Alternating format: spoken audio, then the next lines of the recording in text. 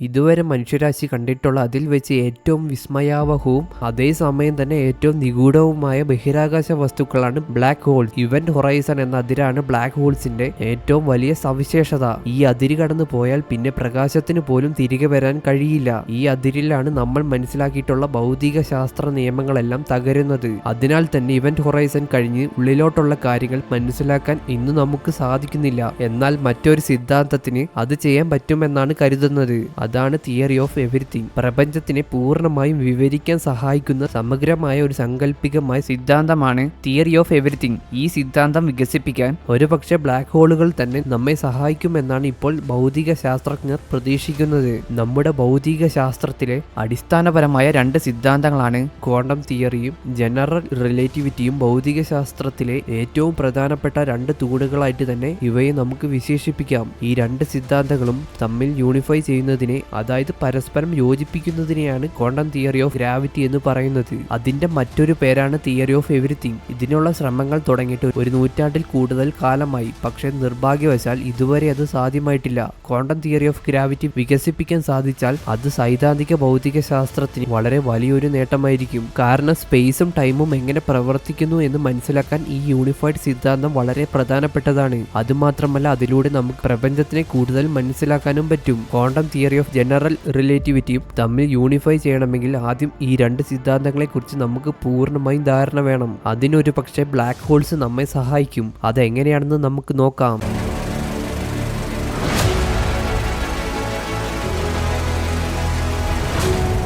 Black holes എന്ന ആശയത്തിന് പല നൂറ്റാണ്ടുകളുടെ പഴക്കമുണ്ട്. 1784 ഒരു ഇംഗ്ലീഷ് പുരോഹിതനായ ജോൺ മിച്ചലാണ് ആദ്യമായി ബ്ലാക്ക് ഹോൾസ് എന്ന ആശയത്തിന് രൂപം നൽകിയത്. അദ്ദേഹം എസ്കേപ്പ് വെലോസിറ്റി എന്ന ആശയത്തിനെ കുറിച്ച് ചിന്തിക്കുകയായിരുന്നു. ഒരു ബഹിരാകാശ വസ്തുവിന്റെ ഗുരുത്വാകർഷണ ബലത്തിനെ ഭേദിച്ച് അതിന്റെ ഗ്രാവിറ്റിയിൽ നിന്ന് പൂർണ്ണമായി രക്ഷപ്പെട്ടു പോകാൻ ആവശ്യമായ വേഗതയാണ് എസ്കേപ്പ് വെലോസിറ്റി. ഉദാഹരണത്തിന് നമ്മുടെ ഭൂമിയുടെ ഉപരിതലത്തിൽ നിന്നുമുള്ള എസ്കേപ്പ് വെലോസിറ്റി എന്നത് ഏകദേശം 11.18 km/s.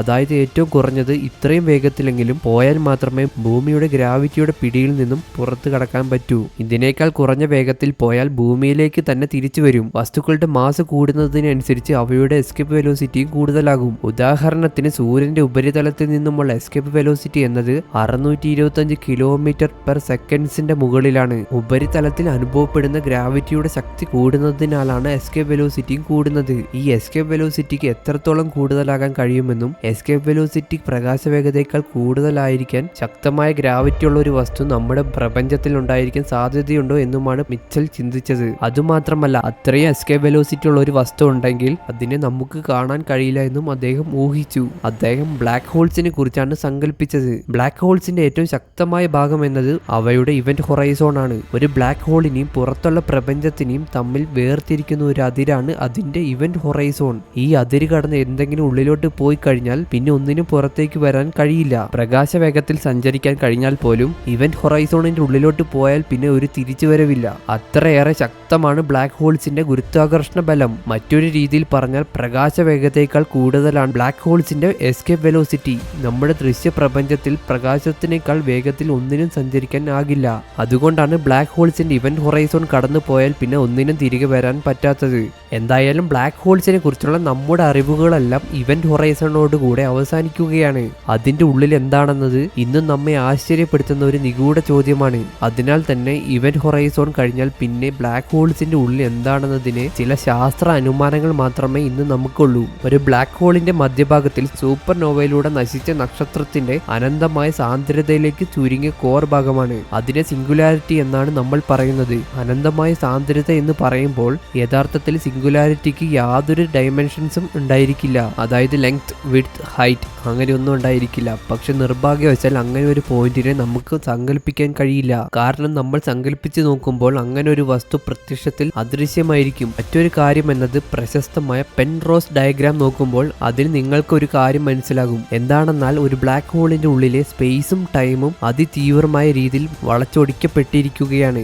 എത്രത്തോളം തീവ്രമാണെന്നാൽ അത് കാരണം സ്പേസിന്റെയും ടൈമിന്റെയും ഭാവങ്ങൾ തന്നെ തിരിഞ്ഞു പോകും. അതായത് സ്പേസ് ടൈമായിട്ടും ടൈം ടൈം സ്പേസ് ആയിട്ടുമാണ് നിൽക്കുന്നത്. അങ്ങനെ നോക്കുമ്പോൾ സിംഗുലാരിറ്റി എന്നത് ശരിക്കും ബഹിരാകാശത്തിലെ ഒരു പോയിന്റ് അല്ല, മറിച്ച് അത് സമയത്തിലെ ഒരു മൊമെന്റ് അഥവാ ക്ഷണനേരമാണ്. പക്ഷെ നിർഭാഗ്യവശാൽ ഈ സിംഗുലാരിറ്റിയുടെ സ്വഭാവം എന്താണെന്ന് ഇന്നും നമുക്ക് മനസ്സിലാക്കാൻ കഴിഞ്ഞിട്ടില്ല.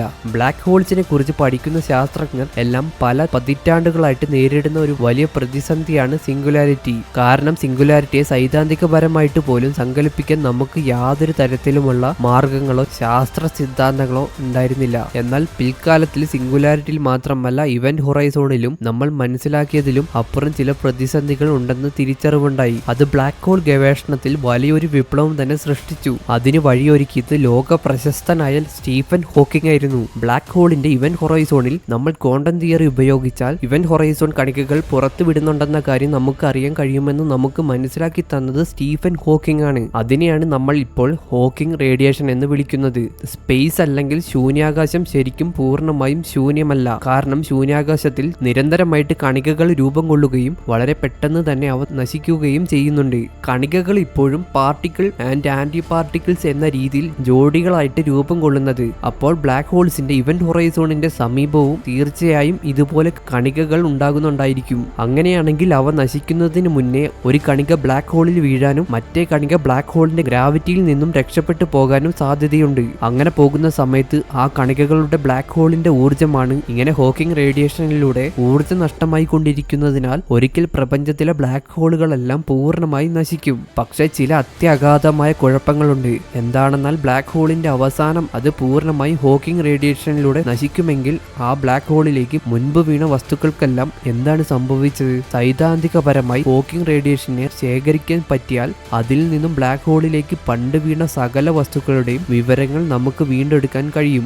ഈ ചോദ്യങ്ങൾ വളരെ വിലപ്പെട്ടതാണ്. കാരണം ഇൻഫോർമേഷൻ ഒരിക്കലും നശിപ്പിക്കാൻ കഴിയില്ല എന്നാണ് ക്വാണ്ടം മെക്കാനിക്സിലെ ശാസ്ത്ര നിയമങ്ങൾ പറയുന്നത്. ഉദാഹരണത്തിന് ഒരു പുസ്തകത്തിന് നമ്മൾ കത്തിച്ചു കളഞ്ഞു എന്ന് കരുതുക.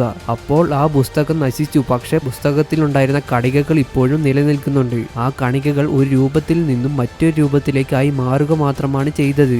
അങ്ങനെയെങ്കിൽ സൈദ്ധാന്തികപരമായി ചിന്തിച്ചാൽ അതിന്റെ സകല കണികകളും നമുക്ക് ശേഖരിക്കാൻ പറ്റുകയാണെങ്കിൽ അവയെ നമുക്ക് വീണ്ടും പഴയ രീതിയിലേക്ക് മാറ്റാൻ കഴിയും. അതായത് ആ പുസ്തകത്തിന് നമുക്ക് വീണ്ടും തിരികെ നിർമ്മിക്കാനാകും. പക്ഷെ ജനറൽ റിലേറ്റിവിറ്റിയുടെ അടിസ്ഥാനത്തിൽ ബ്ലാക്ക് ഹോൾസിന്റെ ഉള്ളിൽ പോകുന്ന വസ്തുക്കളുടെ ഇൻഫോർമേഷൻ മുഴുവൻ സിംഗുലാരിറ്റിയിൽ വീണ് എന്നേക്കുമായിട്ട് നശിക്കുകയാണ്. അങ്ങനെയാണെങ്കിൽ ഇൻഫോർമേഷൻ നശിപ്പിക്കാൻ കഴിയില്ല എന്ന നിയമം ഇവിടെ തകരുകയാണ്. ഇനി ഇൻഫോർമേഷൻ നശിക്കുന്നില്ലെങ്കിൽ ജനറൽ റിലേറ്റിവിറ്റിയിൽ നിന്നുമുള്ള അനുമാനങ്ങൾ തകരുകയാണ്. എന്നാൽ ഈ ശാസ്ത്ര നിയമങ്ങളെ ഒന്നും പ്രപഞ്ചത്തിലെ ബാക്കി ഒന്നും തന്നെ തകർക്കുന്നില്ല.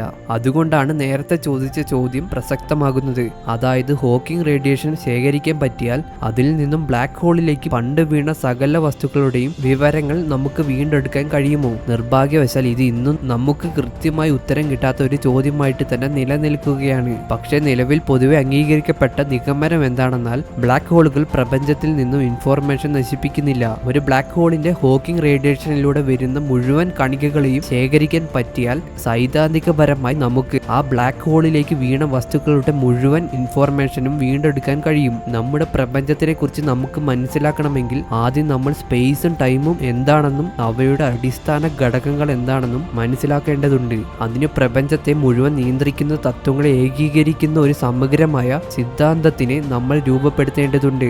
അതാണ് ക്വാണ്ടം ഗ്രാഫിക് അല്ലെങ്കിൽ തിയറി ഓഫ് എവരിത്തിങ്. ഇവിടെയാണ് നമ്മൾ ക്വാണ്ടം ഗ്രാവിറ്റി വികസിപ്പിക്കുന്നതിൽ ബ്ലാക്ക് ഹോൾസ് ഇൻഡിപെൻഡൻസ് മനസ്സിലാക്കേണ്ടത്. ക്വാണ്ടം മെക്കാനിക്സ് ഇൻഡിപെൻഡൻസ് ജനറൽ റിലേറ്റിവിറ്റിയുടെയും പരസ്പരം പ്രവർത്തനങ്ങൾ പരിശോധിക്കാൻ ഏറ്റവും ഉത്തമമായ ഒരൊറ്റ സ്ഥലമാണ് ബ്ലാക്ക് ഹോളുകൾ. കാരണം ഈ രണ്ട് ഘടകങ്ങളും ബ്ലാക്ക് ഹോളിൽ വളരെ തീവ്രമാണ്. ബ്ലാക്ക് ഹോൾസിന്റെ ഇൻഫോർമേഷൻ പാരഡോക്സിനെ കുറിച്ചും ഉള്ളിലെ സിംഗുലാരിറ്റിയെ കുറിച്ചുമൊക്കെ നമ്മൾ പഠിക്കുമ്പോൾ അത് ശരിക്കും ക്വാണ്ടം ഗ്രാവിറ്റി വികസിപ്പിക്കും. കാരണം ബ്ലാക്ക് ഹോളുകൾ സമീപ പദാർത്ഥങ്ങൾ എങ്ങനെ പ്രവർത്തിക്കുന്നു എന്നും അവ സ്പേസിൽ ടൈമിനെ എങ്ങനെ സ്വാധീനിക്കുന്നു എന്നും പഠിക്കുന്നതിലൂടെ നമുക്ക് വലുതും ചെറുതുമായ അളവിലുള്ള പ്രപഞ്ചത്തിന്റെ സ്വഭാവത്തെക്കുറിച്ച് വ്യക്തമായ ഉൾക്കാഴ്ച നേടാനാകും. അത് പ്രപഞ്ചത്തിനെ കുറിച്ചുള്ള നമ്മുടെ ധാരണകൾ പരിഷ്കരിക്കാനും പ്രപഞ്ചത്തെ മുഴുവൻ നിയന്ത്രിക്കുന്ന തത്വങ്ങളെ ഏകീകരിക്കുന്ന കൂടുതൽ സമഗ്രമായ ഒരു സിദ്ധാന്തത്തിനായി പ്രവർത്തിക്കാനും നമ്മെ സഹായിക്കും. അതായത് ക്വാണ്ടം ഗ്രാവിറ്റി വികസിപ്പിക്കാനും സഹായിക്കും. ഇങ്ങനെയാണ് ക്വാണ്ടം ഗ്രാവിറ്റി വികസിപ്പിക്കാനും അതിലൂടെ പ്രപഞ്ചത്തെ മനസ്സിലാക്കാനും ബ്ലാക്ക് ഹോളുകൾ നമ്മെ സഹായിക്കുന്നത്. ഇതിനുവേണ്ടിയാണ് ശാസ്ത്രജ്ഞർ ബ്ലാക്ക് ഹോൾ ഹോൾസിനെ നിരന്തരമായി നിരീക്ഷിക്കുന്നത്. ശരിക്കും ഇത് ബ്ലാക്ക് ഹോൾസിന്റെ കാര്യത്തിൽ മാത്രമല്ല, മറിച്ച് പ്രപഞ്ചത്തിലെ ഓരോ വസ്തുവും ഒരു വിധത്തിൽ അല്ലെങ്കിൽ മറ്റൊരു വിധത്തിൽ പ്രപഞ്ച രഹസ്യങ്ങൾ മനസ്സിലാക്കാൻ നമ്മെ സഹായിക്കുന്നവയാണ്. അതുകൊണ്ടാണ് ഓരോ ചെറിയ കണ്ടുപിടുത്തം പോലും ശാസ്ത്രജ്ഞർ എല്ലാം വലിയ ആഘോഷമായിട്ട് കാണുന്നത്. കാരണം ഒരു അറിവും ചെറുതല്ല.